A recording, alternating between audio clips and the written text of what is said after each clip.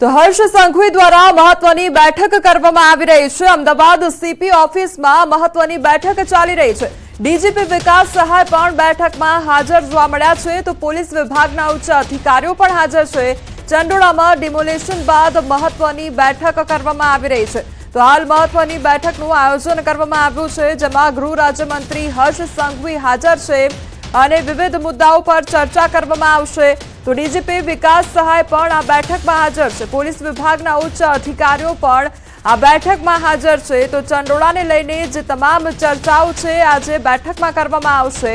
હર્ષ સંઘવીની આ મહત્વની બેઠક અમદાવાદ સીપી ઓફિસમાં આ મહત્વની બેઠક ચાલી રહી છે અને ડીજીપી વિકાસ સહાય પણ બેઠકમાં હાજર છે। તેમના દ્વારા પણ સતત નિરીક્ષણ કરવામાં આવી રહ્યું છે। આજે ચંડોળા ખાતે જે ડિમોલેશનની કામગીરી હાથ ધરવામાં આવી છે, અમદાવાદનું આ સૌથી મોટું ડિમોલેશનની કામગીરી હાથ ધરવામાં આવી છે ચંડોળા વિસ્તાર ખાતે અને તેને લઈને આ સૌથી મોટું અપડેટ કે હાલ અત્યારે બેઠક કરવામાં આવી રહી છે।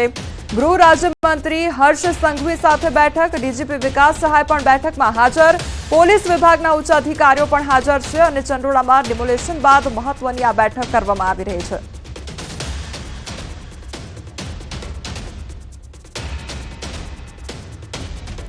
તો સીધા જ આ દ્રશ્યો ચંડોળા વિસ્તારના અને બીજી તરફ આ મહત્વની બેઠક કરવામાં આવી રહી છે। અનેક મુદ્દાઓ પર આ બેઠકમાં ચર્ચા થશે અને ત્યારબાદ હવે આ બેઠક પૂર્ણ થઈ ગઈ છે। જે ચંડોળા ડિમોલેશનને લઈને આ મહત્વપૂર્ણ જે બેઠકનું આયોજન કરવામાં આવ્યું હતું તે બેઠક હવે પૂર્ણ થઈ ગઈ છે। અનેક મુદ્દાઓ પર આ બેઠકમાં ચર્ચા કરવામાં આવી હશે, તેને લઈને પણ અપડેટ લેતા રહીશું। ચંડોળા વિસ્તારમાં, અમદાવાદ વિસ્તારમાં સૌથી મોટું જે ડિમોલેશનની કામગીરી છે તે કરવામાં આવી રહી છે અને આ સૌથી મોટું અપડેટ કે તેને લઈને ગૃહ રાજ્યમંત્રી હર્ષ સંઘવી દ્વારા પણ બેઠક કરવામાં આવી અને આ બેઠક પૂર્ણ થઈ છે। તમામ જે ઉચ્ચ અધિકારીઓ છે પોલીસ વિભાગના તે પણ આ બેઠકમાં જોડાયા હતા અને વિવિધ મુદ્દાઓ પર પણ ચર્ચા કરવામાં આવી હશે અને અત્યારે હાલ આ બેઠક પૂર્ણ થઈ છે। કયા મુદ્દાઓ પર ચર્ચા કરવામાં આવી અને કયા પ્રકારે હવે ડિમોલેશનની કામગીરી આગળ વધારવામાં આવશે તેને લઈને પણ અપડેટ મળી શકે છે। આ બેઠકમાં કયા મુદ્દાઓ પર ચર્ચા થઈ છે તેને લઈને પણ થોડી જ ક્ષણોમાં અપડેટ મળશે। અમદાવાદ સીપી પણ આ બેઠકમાં હાજર રહ્યા હતા, ડીજીપી વિકાસ સહાય પણ બેઠકમાં હાજર રહ્યા, પોલીસ વિભાગના ઉચ્ચ અધિકારીઓ પણ હાજર રહ્યા અને તમામ દ્વારા હાજરી આપવામાં આવી છે। તો ચંડોળામાં ડિમોલેશન બાદ મહત્વની આ બેઠક પૂર્ણ થઈ છે। સંવાદદાતા પ્રણવ અમારી સાથે જોડાઈ ગયા છે। પ્રણવ, અમદાવાદનો આ ચંડોળા વિસ્તાર કે જ્યાં આગળ ડિમોલેશનની કામગીરી અને ત્યારબાદ આ મહત્વપૂર્ણ બેઠક, શું અપડેટ તેને લઈને? ચોક્કસ માની શકાય કે અત્યારે હાલ જે છે મોટી કાર્યવાહી ચંડોળા ખાતે છે કરવામાં આવી છે અને આપણે શું કે સીએમ છે તે પહોંચી ગયા છે અમદાવાદ પોલીસ જે કમિશનર જે કચેરી છે ત્યાં હું દ્રશ્ય આપને બતાવવાનો પ્રયાસ કરીશ। જે કચેરી છે ત્યાં હું દ્રશ્ય આપને બતાવવાનો પ્રયાસ કરીશ। જે હર્ષ સંઘવી અને સાથે જ પોલીસના જે ઉચ્ચ અધિકારીઓ છે તે હાલ અહીં પહોંચ્યા છે। અમદાવાદ મહાનગરપાલિકાના કમિશનર પણ અહીં પહોંચ્યા છે, સરકારના જે અધિકારીઓ છે તે પણ અહીં પહોંચ્યા છે અને હાલ રાજ્યના મુખ્યમંત્રી અહીં પહોંચ્યા છે। શાહીબાગ ખાતે જે અમદાવાદ પોલીસ કમિશનરની કચેરી છે ત્યાં કરવાના છે। જે તળાવની અંદર જે મેગા ડિમોલેશન સરકાર દ્વારા કરવામાં આવ્યું છે, ખાસ કરીને અમદાવાદ મહાનગરપાલિકા હોય, અમદાવાદ પોલીસ છે એ સંયુક્ત રીતે જે કામગીરી કરી શકાય છે આપણે બતાવી રહ્યો છું તે પહોંચ્યા છે। રાજ્યના મુખ્યમંત્રી સીધા કચ્છનો જે પ્રવાસ હતો એ કચ્છનો પ્રવાસ પૂર્ણ કરીને જે મુખ્યમંત્રી છે તે મુખ્યમંત્રી હાલ અહીં પહોંચ્યા છે। દ્રશ્યો જોવા મળી રહ્યું છે કે કઈ રીતે તમામ જે અધિકારીઓ પણ જોવા મળી રહ્યા છે અને હાલ સમીક્ષા બેઠક છે તે અહીં શરૂ થવા જઈ રહી છે। રાજ્યના મુખ્યમંત્રી જે શકાય કે Ahmedabad commissioner, police commissioner, DGP, Ahmedabad મહાનગરપાલિકાના કમિશનર એ તમામ જે ઉચ્ચ અધિકારીઓ છે એ ઉચ્ચ અધિકારીઓ છે આ બેઠકની અંદર ઉપસ્થિત રહેવાના છે। આ બેઠકમાં એ ચર્ચા કરવાના છે કે જે ડિમોલેશન કરવામાં આવ્યું છે તેમાં માર્ગદર્શીઓના જે નામ આવ્યા છે કે જે માર્ગદર્શીઓ ત્યાં રહી રહ્યા હતા ત્યાં ડોક્યુમેન્ટ વેરિફિકેશન કરવાની વાત હતી। તો સાથે જ જે અલગ અલગ જે કામગીરી પોલીસ વિભાગે કરી છે વાત હતી તો સાથે જ જે અલગ અલગ જે કામગીરી પોલીસ વિભાગે કરી છે, મહાનગરપાલિકાએ કામગીરી કરી છે એ તમામ જે કામગીરી છે તે કામગીરીની સમીક્ષા કરવા માટે ખુદ રાજ્યના મુખ્યમંત્રી છે અમદાવાદ શહેર પોલીસ કચેરી છે ત્યાં પહોંચ્યા છે અને હાલ સમીક્ષા બેઠક શરૂ થઈ છે અને સમીક્ષાની અંદર જે મહત્વપૂર્ણ બે વાત અહીં બહાર આવી રહી છે કે ચંડોળા તળાવમાં જે રીતે મિની બાંગ્લાદેશી તરીકે ઓળખાતું હતું, અનેક બાંગ્લાદેશના જે લોકો છે ત્યાં રહી રહ્યા હતા, તેની સામે કઈ રીતે કાર્યવાહી કરવી, તો સાથે જ મહાનગરપાલિકા અને પોલીસે આજે જે મેગા ડિમોલેશન કર્યું એ માનવામાં આવે છે ગુજરાતના ઇતિહાસમાં સૌથી મોટું આ મેગા ડિમોલેશન, જેની અંદર 1.25 લાખ સ્ક્વેર મીટર જેટલી જગ્યા છે તેને છે અહીં જે કહી શકાય કે જમીન દોસ્ત કહી શકાય કે જે મકાનો હતા 3000થી પણ વધુ જે મકાનો છે તેને જમીન દોસ્ત છે તે કરી દેવામાં આવ્યા છે. અને એ મકાનો છે તે કઈ રીતની કામગીરી થઈ છે, સાથે પોલીસે શું કામગીરી કરી છે, ભવિષ્યમાં કઈ રીતની કામગીરી કરવા જઈ રહી છે સરકાર, તેને લઈને જે ઉચ્ચ સ્તરીય જે મહત્વપૂર્ણ બેઠક છે અમદાવાદ પોલીસ કમિશનરની જે ઓફિસ છે તે ઓફિસમાં હાલ અહીં મળી રહી છે. તેની અંદર ઉચ્ચ અધિકારીઓ જે કહી શકાય પોલીસ વિભાગના અને મહાનગરપાલિકાના અને સાથે જ રાજ્ય સરકારના જે અધિકારીઓ છે આ બેઠકની અંદર હાલ અહીં ઉપસ્થિત છે. જી પ્રણવ, સમગ્ર માહિતી બદલ આપનો આભાર. તો ચંડોળા વિસ્તારમાં ડિમોલેશન હાથ ધરવામાં આવ્યું. અમદાવાદ શહેરનું કાંકરિયા પછીનું આ સૌથી મોટું તળાવ કે જેને ચંડોળા તળાવ તરીકે ઓળખવામાં આવે છે અને એ વિસ્તારમાં ડિમોલેશનની કામગીરી હાથ ધરવામાં આવી. સામે ત્યાં વસનારા જે લોકો છે તેમના દ્વારા પણ અનેક દલીલો કરવામાં આવી અને આ બધી જ દલીલો વચ્ચે હવે મહત્વપૂર્ણ બેઠક કરવામાં આવી છે.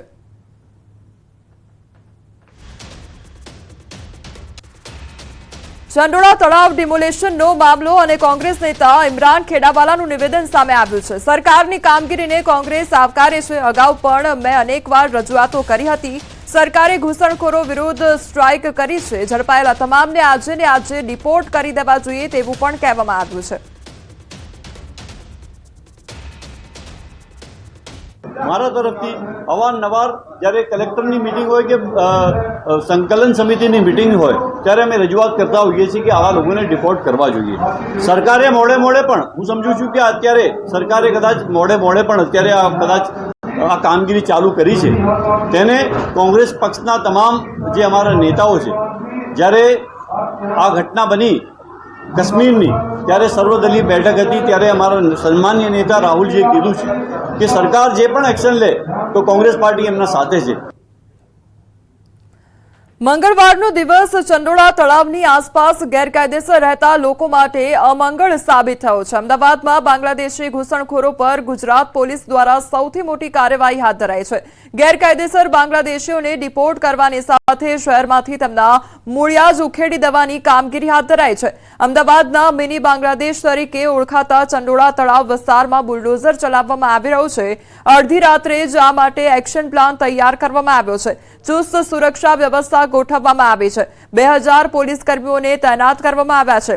તો ડિમોલેશનની કામગીરી હાથ ધરવા માટે 60 જેસીબી અને 60 ડમ્પરોનો ખડકલો કરવામાં આવ્યો છે. શહેર પોલીસ, સ્પેશિયલ ક્રાઇમ બ્રાન્ચની ટીમ તેમજ એએમસીના અધિકારીઓની હાજર રહ્યા હતા અને મેગા ડિમોલેશન હાથ ધરવામાં આવ્યું છે. ન માત્ર ઘૂસણખોરો પરંતુ ઘૂસણખોરીમાં મદદ કરનારાઓ ઉપર પણ તવાઈ બોલાવવામાં આવી છે. ગુજરાત પોલીસ દ્વારા સૌથી મોટું ઓપરેશન હાથ ધરાયું છે. બાંગ્લાદેશીઓના બોગસ ડોક્યુમેન્ટ તૈયાર કરવામાં અને વસવાટ કરાવવામાં મદદ કરનાર મહેબૂબ પઠાણના 2012ના ફાર્મ હાઉસને પણ જમીન દોસ્ત કરી દેવામાં આવ્યું છે.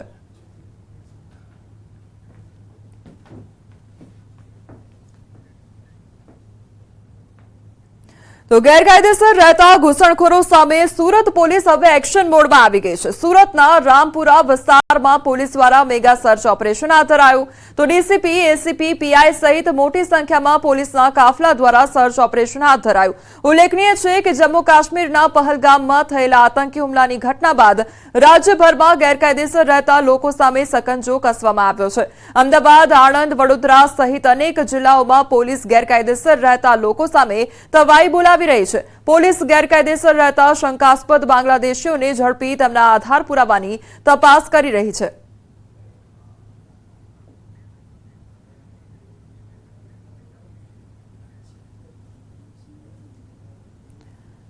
તો જે ઘૂસણખોરી કરવામાં આવી છે, ગેરકાયદેસર ઘૂસણખોરી કરવામાં આવી રહી છે, તેને લઈને આ સર્ચ ઓપરેશન હાથ ધરવામાં આવી રહ્યું છે. સુરતના આ દ્રશ્યો છે કે જ્યાં સતત કામગીરી કરવામાં આવી રહી છે. ડીસીપી, એસીપી તેમજ પીઆઈ દ્વારા સર્ચ ઓપરેશન હાથ ધરવામાં આવ્યું છે અને સતત 24 કલાક કામગીરી કરવામાં આવી રહી છે. બીજી તરફ અમદાવાદના એ દ્રશ્યો કે જ્યાં આગળ બેઠક મળી રહી છે અને અનેક મુદ્દાઓ પર આ બેઠકમાં ચર્ચા કરવામાં આવશે, જેમના દ્વારા જે ગેરકાયદેસર ઘૂસણખોરી કરવામાં આવી છે અને જે આધાર પુરાવા નકલી બનાવવામાં આવ્યા છે તેને લઈને સતત સર્ચ ઓપરેશન ચાલી રહ્યું છે અને એક તરફ બેઠકોનો દોર પણ ધમધમતો જોવા મળી રહ્યો છે।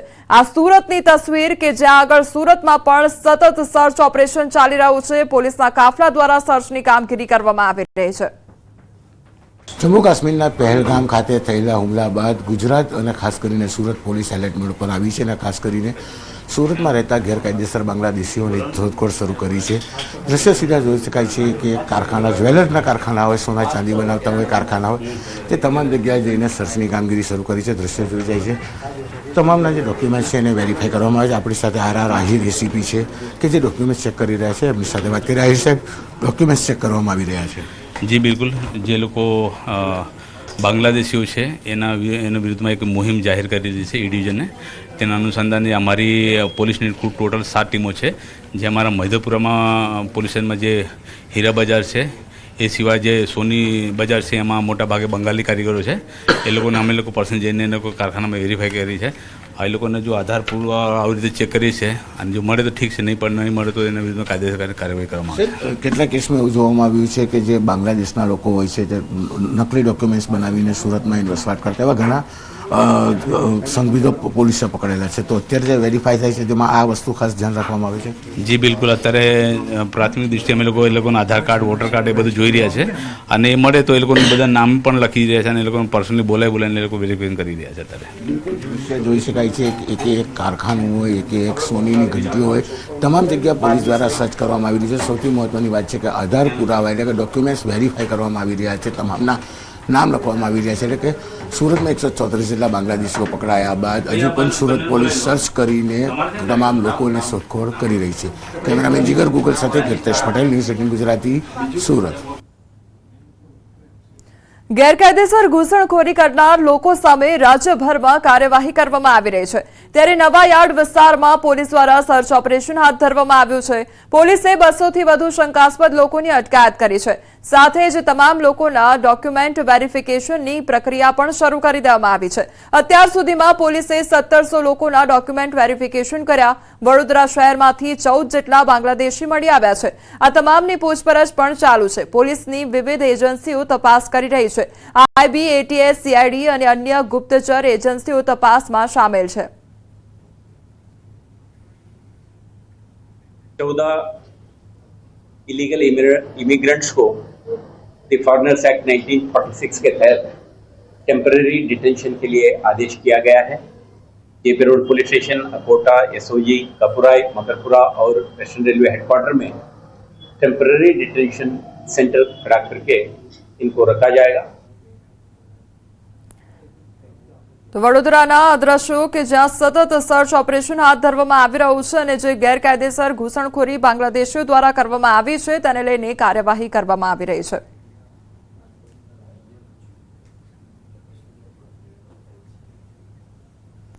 છેલ્લા 3 દિવસથી વલસાડ જિલ્લા પોલીસ દ્વારા બાંગ્લાદેશી ઘૂસણખોરોને ઝડપવા જિલ્લાના તમામ પોલીસ સ્ટેશનમાં સઘન કોમ્બિંગ અને સર્ચ ઓપરેશન કરવામાં આવી રહ્યું છે।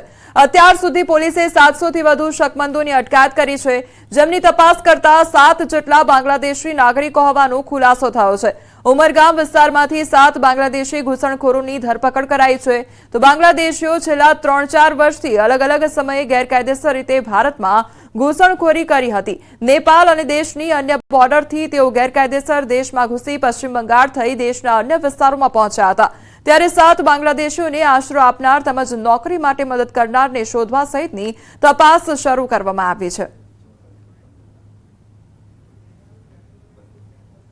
એક સારી સફળતા ઉમરગામ પોલીસને આ 7 બાંગ્લાદેશી ઘૂસણખોરોને પકડી પાડવા મળી છે। આગળ આ તમામે તમામ જે બાંગ્લાદેશી નાગરિકો છે એનું જોઈન્ટ ઇન્ટ્રોગેશન કરવામાં આવશે સ્ટેટ હાઈવે, સેન્ટ્રલ હાઈવે દ્વારા, અને ત્યારબાદ એમની ફોર્મલ જે ડિપોર્ટેશનની છે એ કાર્યવાહી હાથ ધરવામાં આવનાર છે।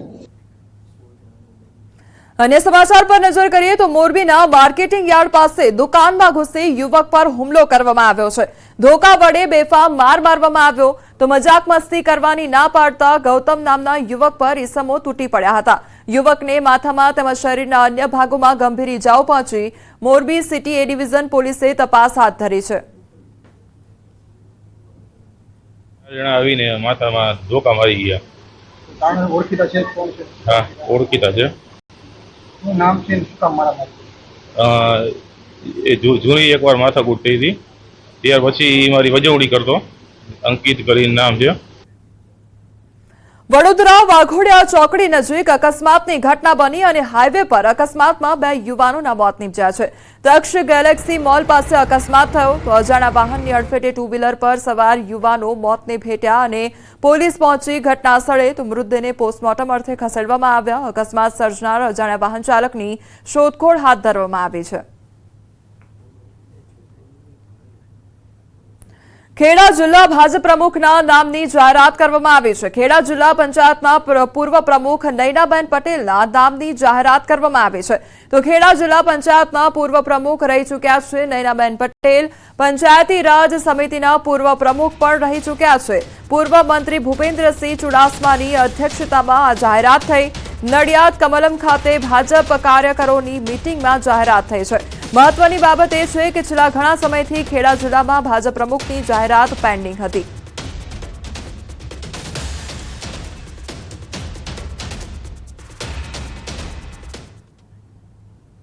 દેવભૂમિ દ્વારકા ખંભાળિયાના રેલવે સ્ટેશન નજીક બબાલ સર્જાઈ. જાહેર માર્ગ પર મારામારીનો વીડિયો વાયરલ થયો. યુવતીએ જાહેરમાં યુવકને માર માર્યો હતો અને યુવતીએ જાહેરમાં યુવકને 8 જેટલા તમાચા માર્યા હતા. તો રકઝકના અંતે યુવક યુવતીની ચુંગાલમાંથી ભાગ્યો હતો. સમગ્ર બનાવનો વીડિયો સોશિયલ મીડિયામાં વાયરલ થઈ રહ્યો છે.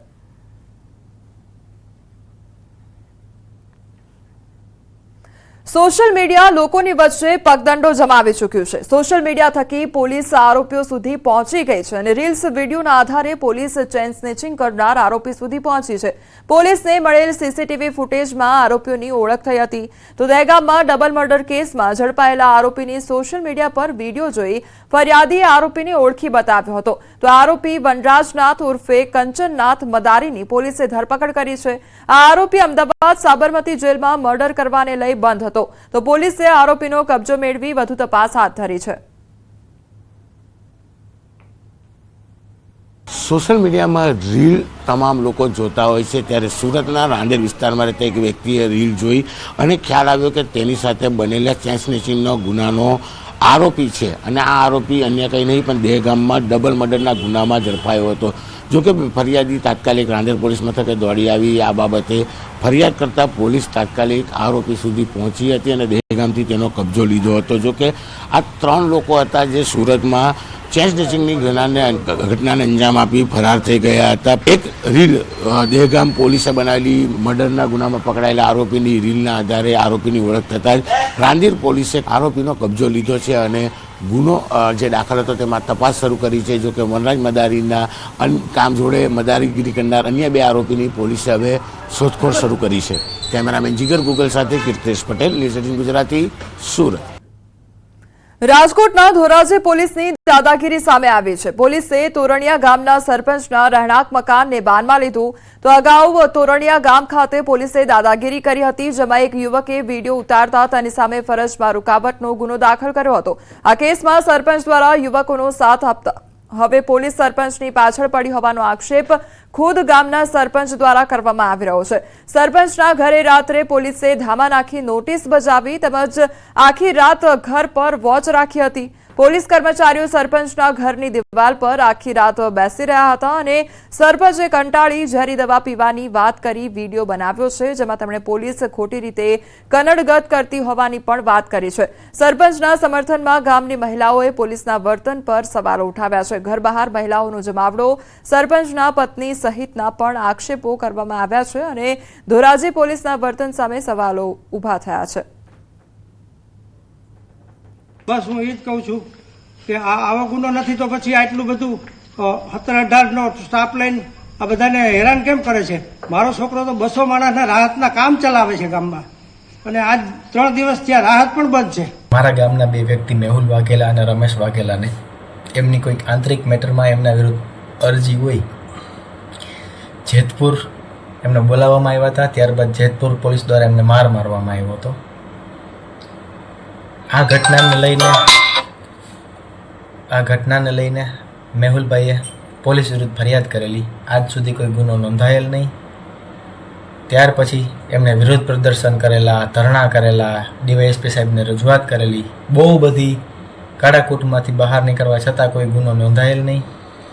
આ દરેક વાતમાં મેં સરપંચ હોવાના નાતે એમનો સાથ આપેલો, ન્યાય માટે લડત આપેલી. સમાચારોમાં આગળ વધીએ તે પહેલા રોકાઈશું એક બ્રેક માટે.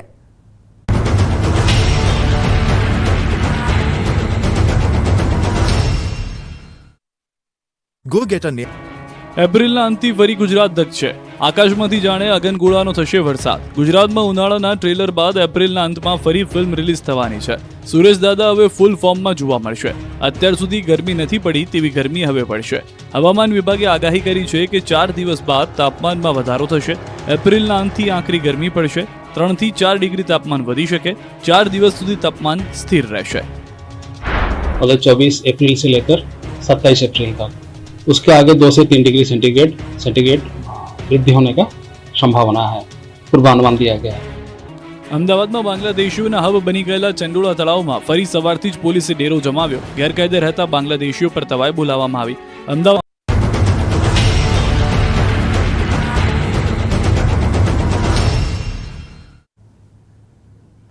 બ્રેક બાદ આપનું સ્વાગત છે અને સમાચારો પર નજર કરીએ તો ટ્રકની પાછળની સીટ ખોલી અને નીકળી દારૂની બોટલો તો ચોંકી ગઈ પોલીસ.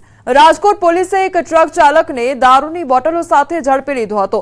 ટ્રકમાં દારૂની હેરાફેરી થતી હોવાની બાતમી મળી હતી, જેના આધારે અમદાવાદ રાજકોટ હાઈવે પર બામણબોર ચેકપોસ્ટ પાસેથી એક શંકાસ્પદ ટ્રકને રોકવામાં આવ્યો હતો અને તેની તપાસ કરતા પહેલા તો કંઈ હાથ લાગ્યું ન હતું. બાદમાં પોલીસે ટ્રક ડ્રાઈવરની પાછળની સીટ ખોલી અને સ્પીકર હટાવ્યા તો અંદર એક બીજું ખાનું મળી આવ્યું હતું અને તેમાં હાથ નાખતા દારૂની બોટલો મળી આવી હતી. તો 8,552 દારૂની બોટલો મળી આવી હતી. કુલ 14.56 લાખનો દારૂ મળી કુલ 24.66 લાખનો મુદ્દામાલ કબજે કરવામાં આવ્યો છે. રઘુદેવા ચાવડાની ધરપકડ કરી છે. તો આ રીતે બુટલેગરના દારૂ છુપાવવાના નવા કિમિયાને પોલીસે બેનકાબ કર્યો છે. સુરતથી સંબંધોને લાંછન લગાડતો કિસ્સો સામે આવ્યો છે. સુરતના કોસાડમાં નાનીના માનેલા ભાઈએ 12 વર્ષીય બાળકી સાથે દુષ્કર્મ આચર્યું. બાળકી 2 મહિના પહેલા નાનીના માનેલા ભાઈ રબીઉલના ઘરે ઉંદર મારવાની દવા લેવા માટે ગઈ હતી. ત્યારે એકલતાનો લાભ લઈ રબીઉલે 12 વર્ષીય સગીરા સાથે દુષ્કર્મ આચર્યું. સગીરાને થોડા સમય પહેલા પેટમાં દુખાવો થતા તેને હોસ્પિટલ લઈ જવામાં આવી અને તેને ગર્ભ હોવાનું સામે આવ્યું. આ મામલે સગીરાની પૂછપરછ કરતા તેણે સમગ્ર હકીકત જણાવતા રબીઉલનો ભાંડો ફૂટ્યો છે અને સગીરાના પરિવારે રબીઉલ સામે ફરિયાદ નોંધાવી છે. તો પોલીસે ગણતરીના કલાકોમાં જ નરાધમ આરોપીને ઝડપી પાડ્યો છે. રાજકોટના ઉપલેટા ટોલ પ્લાઝા પર ફરીવાર વિવાદ સર્જાયો છે. ઉપલેટા ટોલ પ્લાઝા પર કોમર્શિયલ વાહનોના ટેક્સ શરૂ કરવામાં આવતા બબાલ સર્જાઈ. તો વિનાયક ટ્રાવેલ્સના ડ્રાઈવરો દ્વારા બૂમ પાડવામાં આવી. બેરિયર અને ટોલ ટેક્સ પે કર્યા વગર ફૂલ સ્પીડે નીકળી રહ્યા છે. તો સમગ્ર ઘટના ટોલ પ્લાઝા પર લાગેલા સીસીટીવી કેમેરામાં કેદ થઈ છે. ટોલ સંચાલકો દ્વારા લેખિતમાં ફરિયાદ કરવામાં આવતા પોલીસ ફરિયાદ ન લેતી હોવાના આક્ષેપ થયા છે. તો ઉપલેટા પોલીસ દ્વારા ટોલ સંચાલકોની અરજી ન સ્વીકારવામાં આવી હોવાનો આક્ષેપ થયો છે.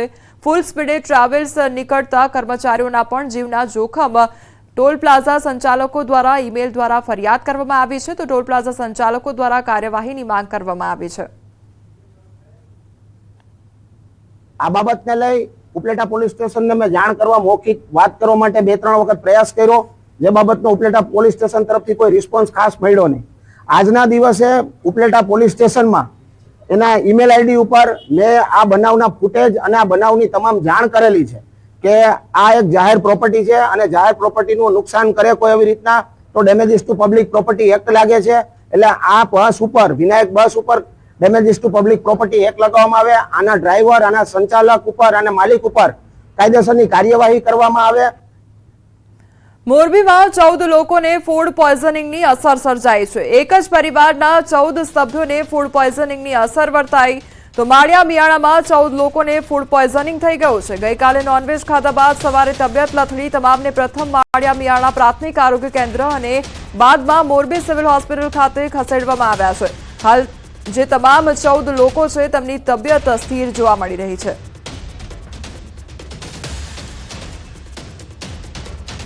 મને સોનિયા દીધા. સોનિયામાં ઘરે આવીને અમે બાવીને દઈ દીધું તું બનાવી નાખ. શાક બનાવી નાખ્યો અને બપોરે અમે ખાધો. વધુ એક સરકારી અનાજ કૌભાંડનો પર્દાફાશ થયો છે. છોટાઉદેપુરમાં સરકારી અનાજ કૌભાંડ સામે આવ્યું તો સસ્તા અનાજની દુકાનનો તુવેર દાળનો જથ્થો મળી આવ્યો છે. 330 કિલો તુવેર દાળનો જથ્થો ઝડપાયો છે. 2 કારમાં લઈ જવાતો હતો આ તુવેર દાળનો જથ્થો.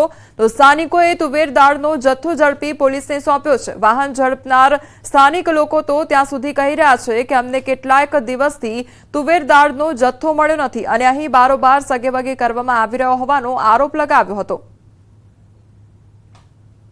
ગરીબોને અનાજ આપવામાં નથી આવતું. 5 જણ હોય ને તો અમારે ક્યારેક કોઈક મહિનામાં અમને 10 કિલો ચોખા અને 10 કિલો ઘઉં આપી દે છે. તો શું માંગણી તમારી? અમારી માંગણી તો આને જેમ બને તેમ અમારે આને કાયદેસરનો છૂટો કરવામાં આવે. બંને ગાડી અમારું જે જપ્તે થાય અને સરકારનું નિયમ મુજબ આ ગાડીઓને કાયદેસરની કાર્યવાહી થાય એ અમારી માંગ છે. રાજકોટ મહાનગરપાલિકાની બેદરકારીના કારણે ગરીબોની રોજીરોટી સમાન લારીઓ કાટ ખાઈ રહી છે. તેમજ રાજકોટ મહાનગરપાલિકાના દબાણ શાખાના ગોડાઉનમાં મોટી સંખ્યામાં લારીઓ સડી રહી છે. યોગ્ય સમયે નિકાલ ન કરતા ગરીબોની રોજીરોટી સડી રહી છે. દબાણ શાખા દ્વારા કેટલીક જગ્યાઓ પર તપાસ હાથ ધરી રેકડીઓ જપ્ત કરાતી હોય છે. જો કે તેમનો યોગ્ય નિકાલ ન કરતા આ રેકડીઓ ભંગાર બની ગઈ હોય તેવું જોવા મળી રહ્યું છે. હજારો રેકડીઓ, વજનના કાંટાઓ, હજારો ખુરશીઓ આ બધું તૂટી ગયું છે, સડી ગયું છે, પણ કોઈને પરત પાછી હકીકતમાં આપતા નથી.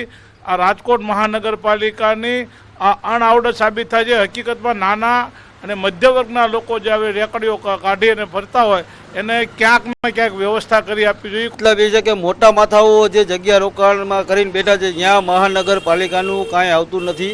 માત્ર તમામ નિયમો નાના અને ગરીબ માણસો માટે જ લાગુ થઈ રહ્યા છે એવું સાબિત થઈ રહ્યું છે. દબાણ શાખા દ્વારા દરરોજ જે છે એ અલગ અલગ જગ્યાઓ પર જઈ અને તપાસ હાથ ધરવામાં આવતી હોય છે. કેટલીક જગ્યાએથી જે છે રેકડીઓ પણ જપ્ત કરવામાં આવતી હોય છે. જો કે એમનો યોગ્ય દંડ લે અને યોગ્ય નિકાલ કરે તો ચોક્કસથી ગરીબ લોકોને પણ જે છે તેમની ભૂલની સજા પણ તેમને મળી જાય અને તેમની રોજીરોટી પણ ન છીનવાય. હાર્દિક જોશી, ન્યૂઝ 18 ગુજરાતી, રાજકોટ. ગરમીના પ્રકોપ વચ્ચે પાટનગર ગાંધીનગરમાં આવેલા ઇન્દોરા પાર્કમાં પ્રાણીઓ તેમજ પશુ પક્ષીઓ માટે વિશેષ વ્યવસ્થા કરવામાં આવી છે. ગરમીમાં પ્રાણીઓને ઠંડક આપવા માટે દરરોજ 1050 કિલો બરફથી વાતાવરણ ઠંડુ રાખવામાં આવી રહ્યું છે. તે ઉપરાંત સ્પ્રિંકલર મૂકીને હરતા ફરતા પ્રાણીઓને ગરમીથી રાહત આપવામાં આવી રહી છે. તેમજ ખસચટ્ટી બાંધીને સતત પાણી નાખવામાં આવી રહ્યું છે અને કુંડમાં રહેલું પાણી ગરમ થઈ જવાની શક્યતા વધારે હોય છે, જેથી પાર્કમાં રાખવામાં આવેલા મગરના કુંડમાં બરફની પાટ મૂકવામાં આવી છે. સિંહ તેમજ દીપડાના પિંજરામાં ટેબલ ઉપર બરફની પાટ ગોઠવવામાં આવે છે, જેથી પ્રાણી ટેબલની નીચે અથવા બરફની નજીક આવીને ઠંડક અનુભવી શકે છે. આ સિવાય પ્રાણીઓની હેલ્થને ધ્યાનમાં રાખીને દર વર્ષે ઉનાળામાં ખોરાક ઓછો કરી દેવામાં આવે છે અને તેમને વધુ પ્રમાણમાં પ્રવાહીનું સેવન કરાવવામાં આવે છે.